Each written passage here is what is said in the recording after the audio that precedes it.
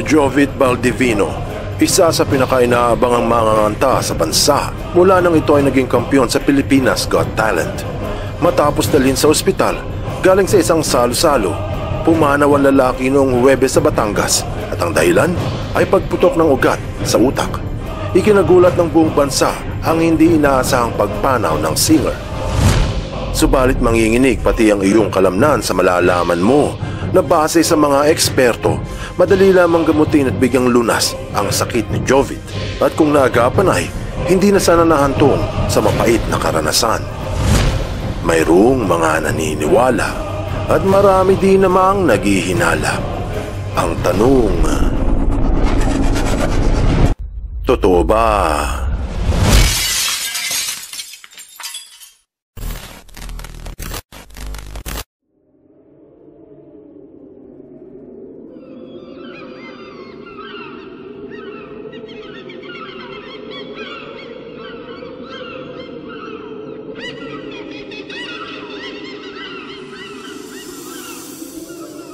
Mukhang mapait ang Pasko para sa pamilya ni Jovit.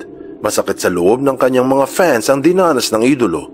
Pero hindi na sana naging malungkot ang katapusan ng taon kung ang sakit ng singer ay naagapan. Maraming pinasayang magaling na manganganta mula sa Luzon, Kabisayan at sa Mindanao. Naging popular ang ginintuang boses na unang ikinamangha ng mga judges sa contest noong taong 2010. Dating nagtitinda lamang ng siomay sa Batangas habang nasa high school, ngunit ang kapalaran ay sadyang maganda. Nagwagi ng halagang 2 milyon ang talento ni Jovit at bumihag sa puso ng maraming Pilipino. Malapit ang pamilya ni Hilario at Cristeta kasama ang asawang si Camille Ann. Dati na itong nakararamdam ng sakit pero hindi gaano kalala. Sa katunayan, sinabi na bago matapos ang buwan ng Nobyembre, nakaranas ito ng isang mild stroke. 5 araw siya na-confined bago nakarecover sa bahay. Ayon sa ospital, mayroon daw itong enlarged heart at namanas. Patunay na ang sakit ay meron ng mga maagang senyales. Simptomas na mas maigi kung inagapan, ngunit malala kung ipagwalang bahala. Pinagsabihin na ito ng doktor na mag-ingat at binigyan ng gamot para sa high blood.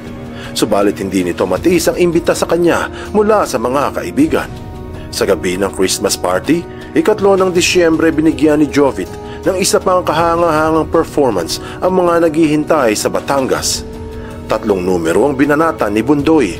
Una ang kantang Faithfully na siguradong ikinatuwa ng mga nakikinig, habang ang mga fans ay kinikilig. Pagdating sa 2 kanta, mapapansin sa mga post na tila nahihirapang huminga ang lalaki. Mga 1 oras matapos ang 3 kanta, tahimik na nakaupo si Jovit at walang imik. Tinanong ito ng mga nakapansin kung okay lang siya. Nauutal ang sagot, medyo naglalaway at nakangiwi ang bibig. Senyales na mayroong nararanasan ng singer na hindi maganda. At alam ng iba, nakagagaling lang nito mula sa ospital. Mga 10:00 siguro noong sinugod ito. Nagsasalita pa naman ayon sa mga saksi. Hindi nila alam na iyon na ang kahuli-hulihang pagkakataon na ang manganganta ay magbubukas ng bibig. Matapos itong gamutin, dinala sa ICU ng Jesus of Nazareth Hospital ng Batangas upang maobserbahan. Sa una ay tila maganda ang tingin ng pamilya ni Jovit, pero walang duda, nakabado ang lahat. Ganun pa man, ang dalangin ay makarecover sana sa pagka-comatose at malunasan ng sakit. Maraming naghihintay na ito ay kumantang muli.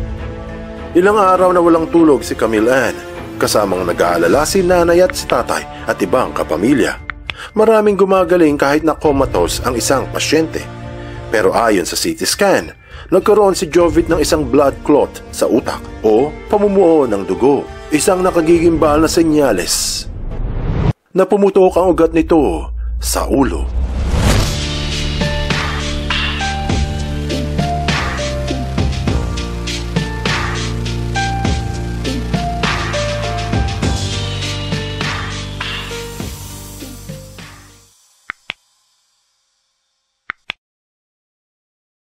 Paano malulunasan ang aneurysm?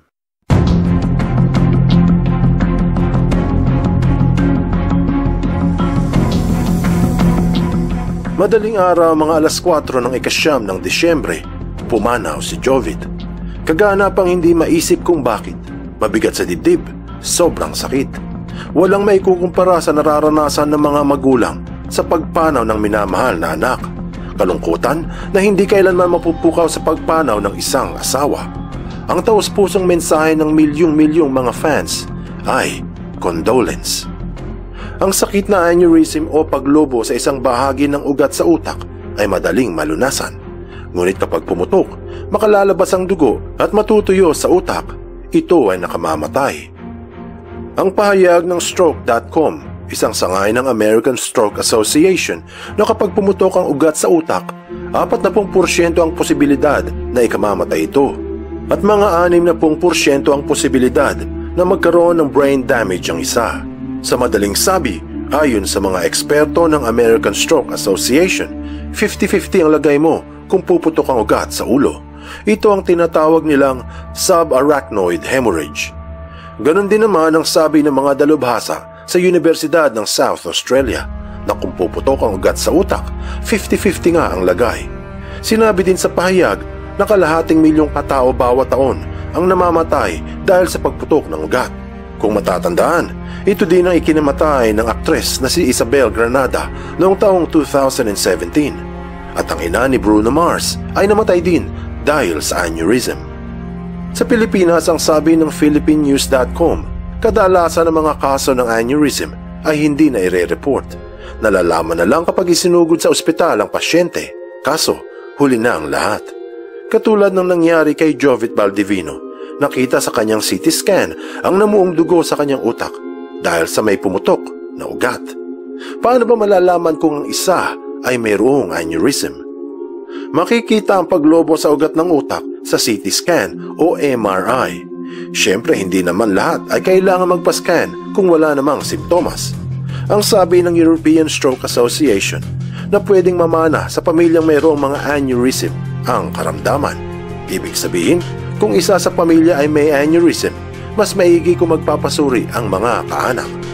Sinabi ng Department of Health sa Pilipinas na mabuting magmatsyag kung mayroong high blood ang isa, kung palagi nilang sumasakit ang ulo at madalas nahihilo ng ilang oras, minsan ay ilang araw. Kaya ang payo ng Very Well Health ay una, quit smoking o tumigil sa paninigarilyo. Masama din kung ang isa ay nakakasinghot ng usok sa ibang naninigarilyo, ang tinatawag nilang second-hand smoking. Kailangan din ang healthy diet o kumain ng masustansyang pagkain. Iwasan daw ang mamantikang prito, lalo na mga deep-fried na mabibili sa mga street foods.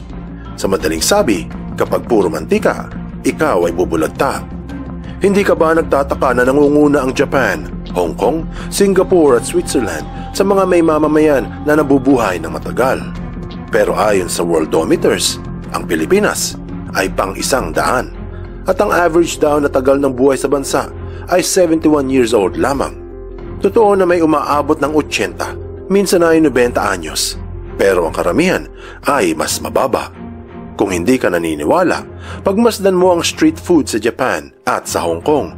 Tignan mo ang pagkakaiba ng kanilang pagkain sa street food ng Pilipinas. Ito ang sabi ng Medical News Today na may ugnayang pritong pagkain sa karamdamang cardiovascular.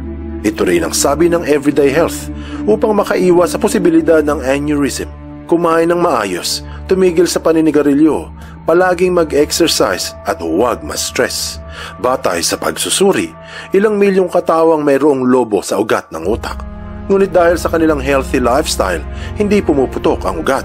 Kaya kung sa simula ay naagapan agad ang karamdaman ni Jovid na kapag CT scan o MRI, naagapan sana ito at nalunasan ng sakit. Kung ito ay nagawa, marahil hanggang ngayon ay kapiling pa rin ang lalaki ng kanyang pamilya. Ganun pa man, ang mensahe sa lahat ay huwag magpawalang bahala kung ang isa ay may masamang nararamdaman. Anong aral ang mapupulot dito?